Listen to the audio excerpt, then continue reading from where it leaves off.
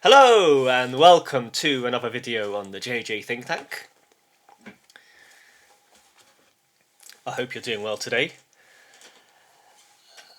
And today's discussion will be about Sufism and its parallels to Orthodoxy, Eastern Orthodoxy. Some of the concepts found in Sufism that are similar to those found in Orthodoxy, and how both of these religions interpret the modern world in terms of its structure and its form. So Sufism is a branch of Islam that is more mystical in nature. It has less of an impact on the mainstream strands of Islam, which are Shia and Sunni.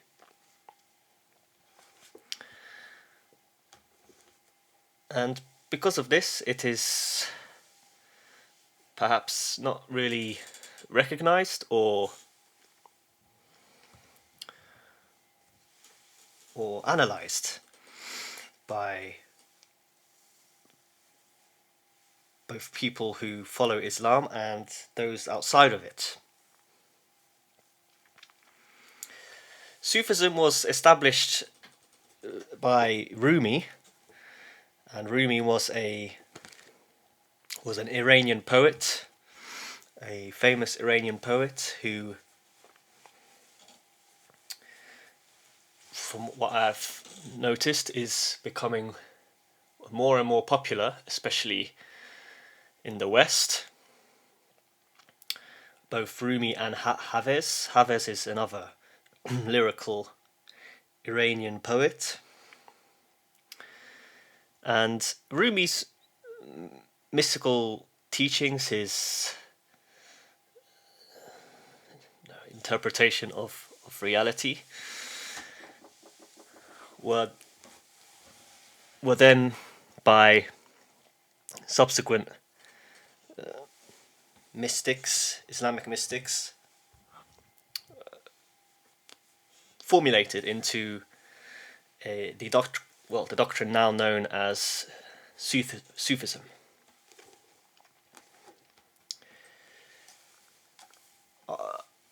After reading this book by Eva de Vitray-Meyerovitch, I noticed some similarities between the concepts found in Sufism and those found in Orthodoxy, in Eastern Orthodoxy. One obvious example is the Nous. So the Nous in the Eastern Orthodox Christian tradition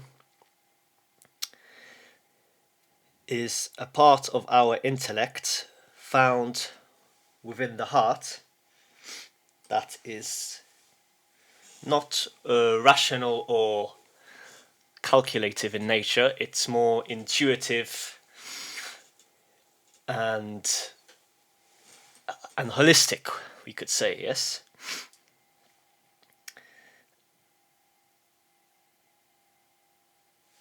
The same concept is found in Sufism, and Eva bases her whole book on this concept, because after all, the title of the book is Language of the Heart, yes? I believe in Sufism this concept is called, well, this idea of the Nous is called takwid, but let me just check this.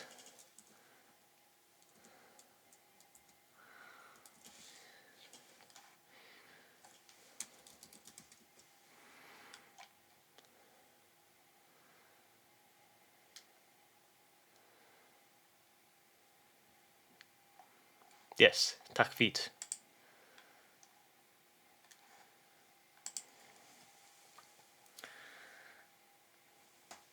So, why is it important to talk about the Nous, to talk about the language of the heart? Well, after Descartes, so René Descartes, the French philosopher, we can see the dominance of the rational intellect and its operations, and how over the centuries since the death of René Descartes, how this negative process really has manifested itself in the world, yes? Why do I say that this is a negative process? Well, man has created a lot of technological devices,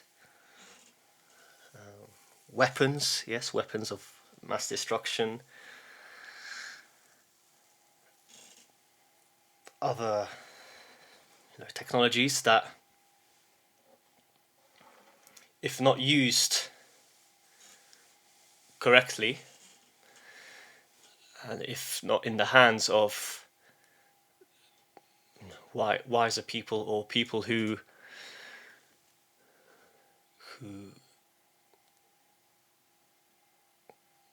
are not in tune, yes, with the Nous, with the heart, can lead to negative consequences. And after all, if we look at recent history, the history of the 20th century, we see a lot of damage and destruction.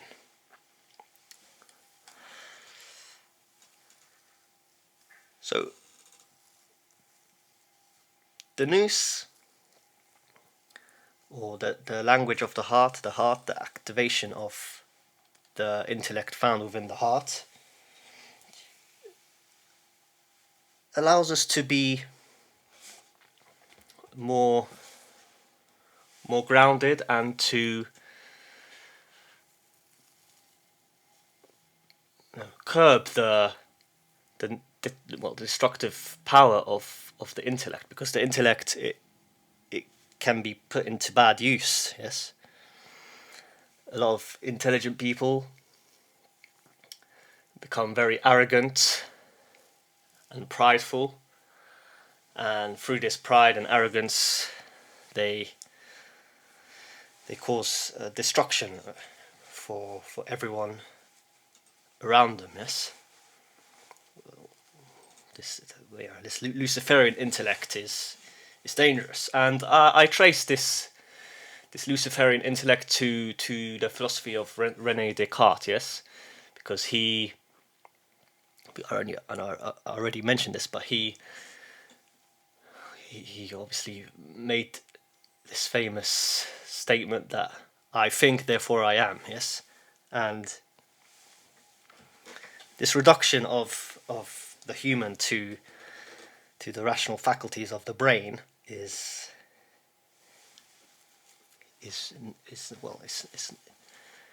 not holistic, yes, it's not accurate. So let's go into my article now. Let's start diving into this. And I began my article with this quote by Rumi, which goes as follows: "You have to keep breaking your heart until it opens." Now, this is of course easier said than done. Opening our heart and becoming vulnerable is not an easy process. It takes a lot of courage and patience. But these wise words of the famous poet Rumi and many other quotes of his can guide us onto the right path.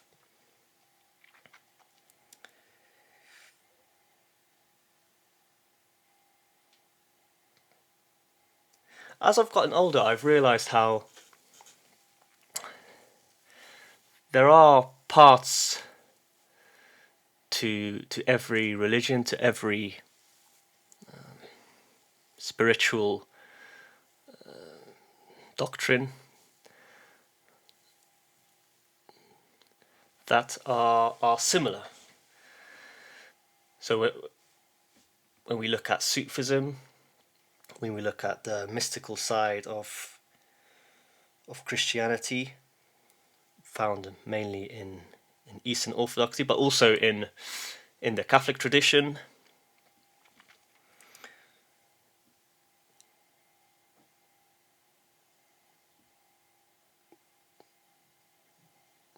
we come to the conclusion that there is something that is common to all religions, which is really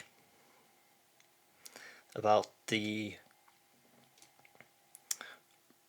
reduction of the ego, of the power of the ego, of the rational mind,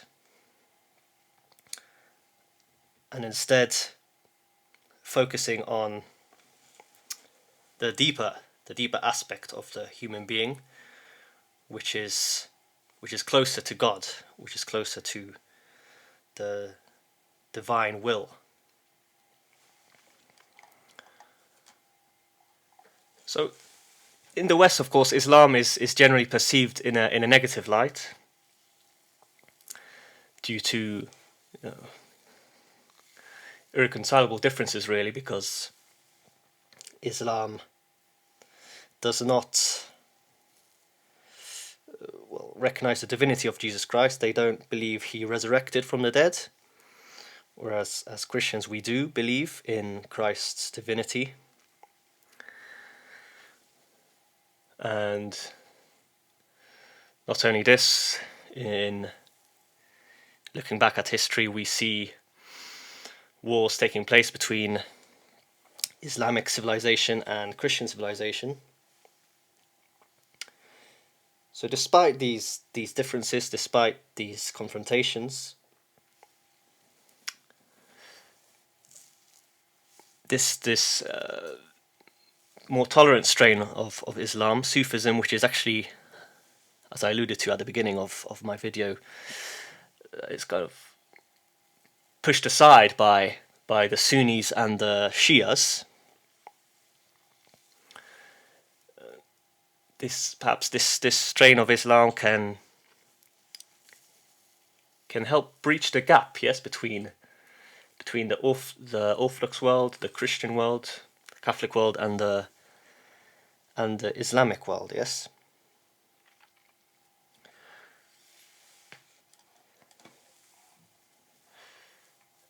And Vandenberg, she defines more precisely what Sufism is, and I didn't know of this. I'll share it with you now. So she wrote that it's neither a religion nor a cult, sect, secret society or theory. It has no dogma, does not proselytize or promise fulfillment. On the contrary, what it does offer seekers of truth is a mystical philosophical vision, in some respects in harmony with contemporary scientific thought. And it teaches us how to plunge into the ebb of the waves of the universe, to be then drawn back to its eternal and infinite source.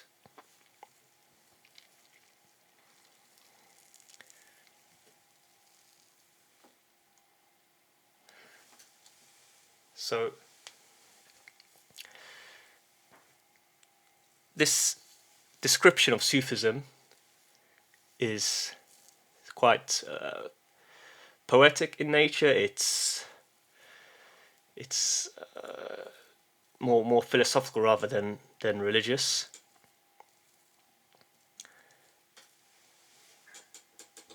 And since it has no dogma, no kind of strict rules, it shows that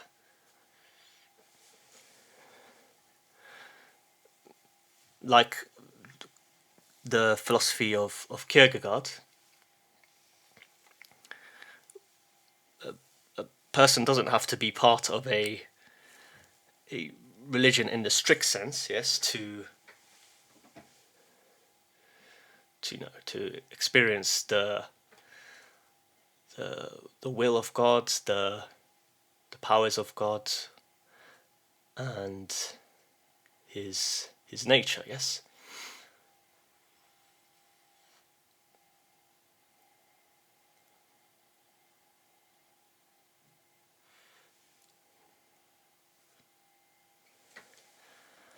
So let's go now into some specific problems that Vandenberg presents in her book, The Problems of the Modern World, and how Sufism interprets these problems and the solution. So one part that I found quite interesting was Sufism's interpretation of language. So, like other philosophies, Sufism has an ambivalent view in which it views language as being a faculty that both conceals and reveals. So, just like Lacan said, and if you watch my previous video about Lacan, we found out that simultaneously we both control language but are also at the mercy of it. Because after all, we are born into a world where language already operates and where language precedes us. And here I like the references to George Orwell.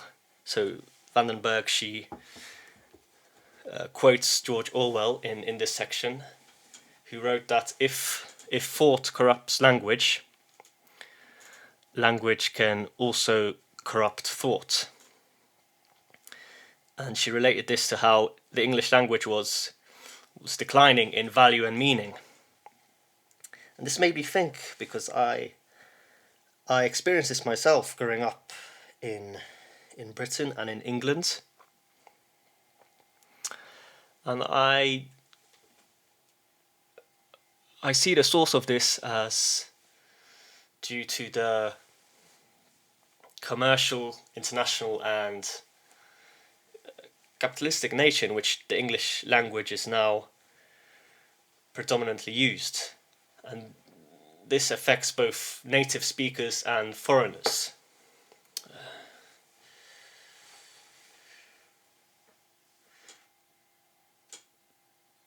So if the English language is only used in these commercial, transactional environments, if there isn't a chance for the English language to be used more in its artistic form, then the magic of the language is lost. which is the same for any language really. And I would also add that foreigners who learn English, or foreigners born in England who adopt English as their first language, this new language that is learnt can interfere with their native or foreign tongue, and then of course this can create a lot of chaos and confusion. So I found this part to be really interesting, and I related a lot to this part of the book.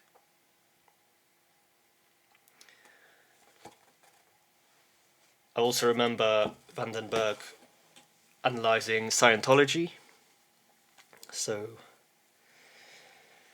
Scientology is definitely a cult because in order to reach and improve your status in the religion, you have to spend a lot of money. And of course this goes completely against the idea of a religion. A religion shouldn't be something that you pay for, right? It shouldn't be something that is accessed only by the privileged few, yes?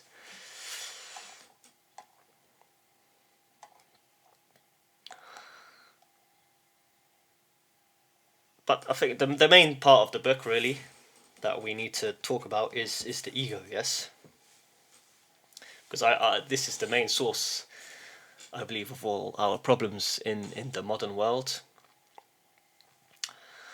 And since the advent of Western liberal individualism, it's spreading worldwide now, of course.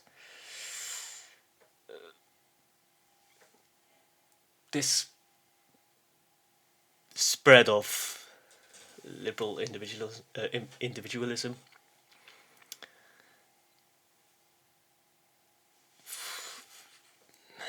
slowly and surely prioritizes the rise of selfishness, of narcissistic egos, which leads to bad action.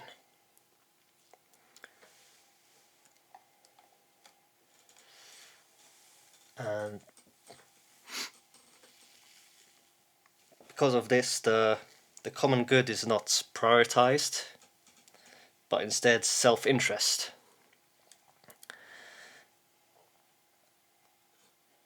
Self-interest, and I would add also exchange value, overrides all other considerations. And here a Sufi metaphor is appropriate because Sufism it likens the ego to the lion who perhaps is sovereign among animals, who is the most powerful animal, but the lion is a slave to his passions, and so he is always unwelcome in his kingdom. So this is, I quoted this here in this paragraph.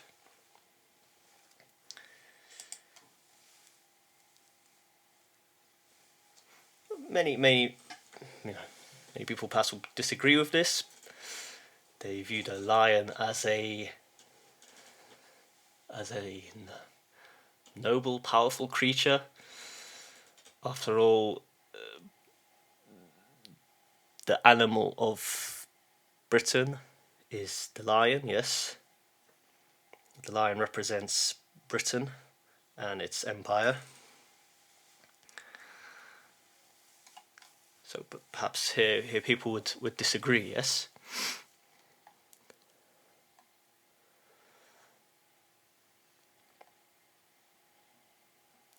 Whereas now I want to return to the part about the ebb and the flow of the universe, yes? The waves. And I really like this picture. This picture of thought, where we should consider ourselves as, in some senses, being like a wave, where we rise and we fall,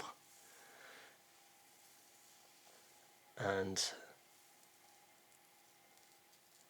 how much like the ocean, within one wave, or within just a part of the ocean, we have the whole ocean itself.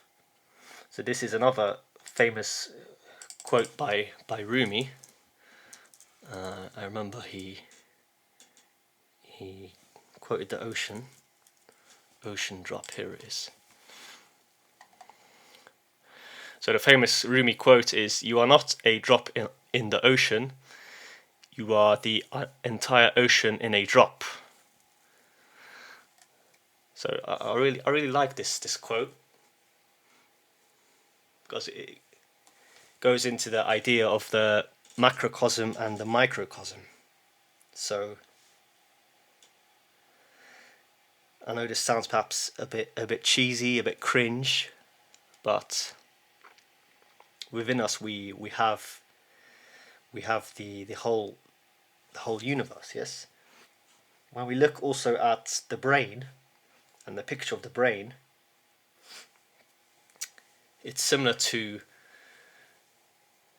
a picture of the whole Milky Way galaxy. Yes. So if we look here at the brain, and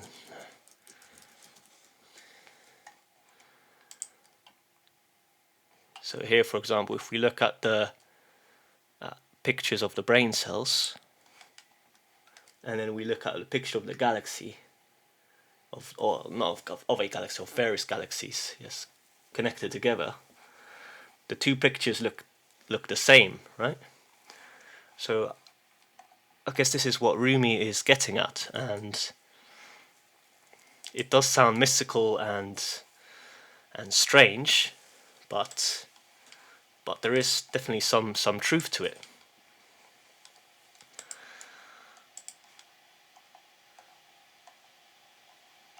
So yes, overall, to end, I think out of all the strains in Islam, Sufism is definitely the strain of Islam that is the most interesting to me, and it's probably the strain of Islam that is more popular in the West, and that could be the strain of Islam that could perhaps bridge the gap between Islam and Western values. I guess history will reveal what will happen, whether there will be a reconciliation between Islam and Christianity and Western civilization, or whether, like before in history, there will be just a direct clash, yes, and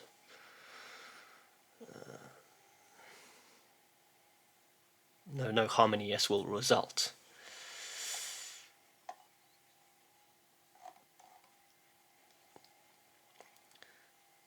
So yes, that's the end of my video for today. The pace of the video was a bit slower. I was a bit slow sometimes in saying and presenting my thoughts. So to end, I would like to present this last quote by Rumi, which is, "The wound is the place where the light enters you." And this quote is It's really telling us to, withdraw into our inner stillness, to be patient, to humble ourselves, to refine our ego, and to listen to the heart that speaks. And if we are patient in this process, we can slowly but surely heal and find wholeness. So again, thank you for listening. If you enjoyed the video, don't forget to like and subscribe, and I'll see you on the next one.